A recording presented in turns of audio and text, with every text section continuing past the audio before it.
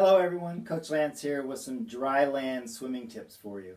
A couple of things that I see, especially in beginning swimmers and even intermediate swimmers, is that their timing on their arms isn't quite right, and also that they don't bring their elbows high enough on the recovery part of the stroke.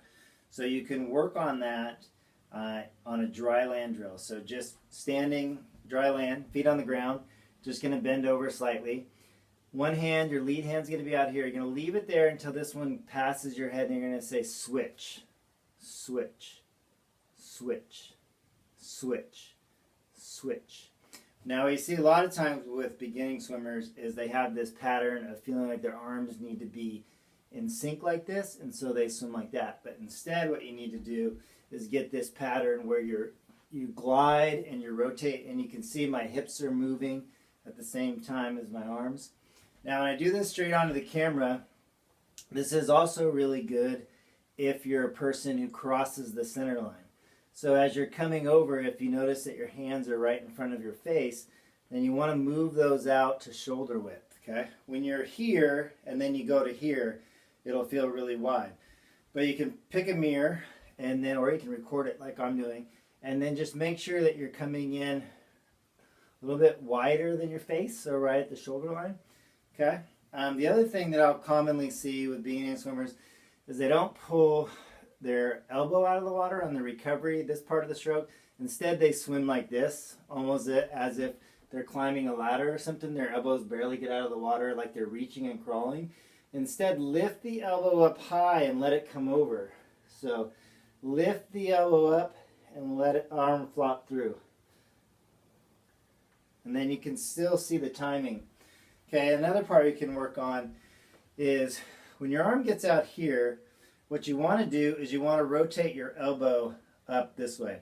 Now you can see that the thumb goes down, but the wrist and this elbow rotation are actually independent of each other. So if I keep this other hand on the wrist and keep it locked out and I rotate the elbow, you can see that my hand still stays flat to the water. So ideally what I want is rotate the elbow, and now you can see how the palm is grabbing the water. If my elbow drops and I'm swimming, then I'm losing all the pull on the water. So this is the front quadrant catch, getting on top of your hand, getting on top of the water. So again, hand stays flat, elbow rotates up, and then as I drop, you can see my palm is facing straight back. So you want to keep that palm pushing back towards the wall behind you. Okay, so here it would be catch the high elbow. So fingers dig down, elbow comes up, and it pushes back. So you can practice that on dry land as well.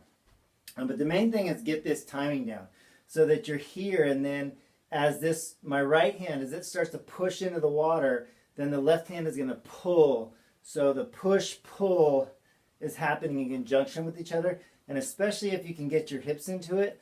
And then the other great thing is that when you get here and you start your catch, if you can start to feel water behind your elbow, almost as if your arm is cut off right here, and the only way to grab water is by pushing with your elbow, then your swimming will really go to the next level. Another dry land drill, which is actually great for working your low back, is most people who are beginning swimmers, they kick in a very inefficient way. And they kick as if they're playing kickball or if they're trying to kick something, and so they get a lot of bend in their knee. And that's not how you want to kick. Instead, you want to kick from your hip flexors. So a great way to work on that is you're going to lay face down.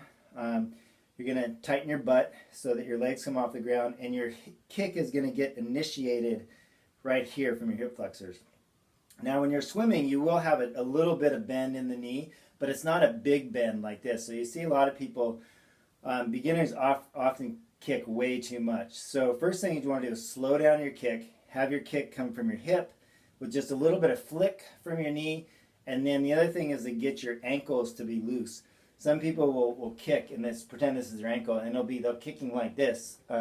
So this is my lower leg. They're kicking like that. And instead, you want the kick to come from your hip, and you want the ankle to be loose. Just like if you have a fin on and it's getting more water. And then you want your kick to be rhythmic like this, not big like this. So you want it to be tighter and looser in the ankle.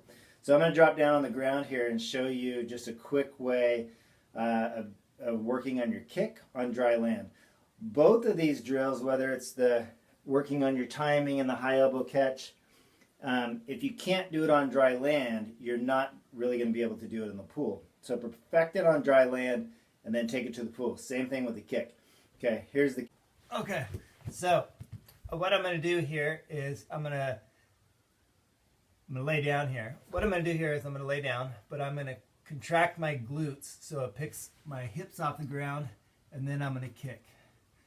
So this is really good for your erectors in your back, but it's also a great way to learn how to kick, because if you start kicking with your knees, you're going to slam your knee into the ground, and that's not going to feel good. Okay, so just nice flutter kick like this, 30 seconds is great.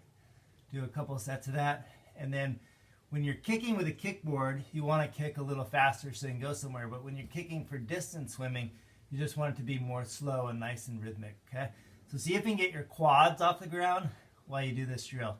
Squeeze your butt to get those off the ground. All right, that's kicking drill.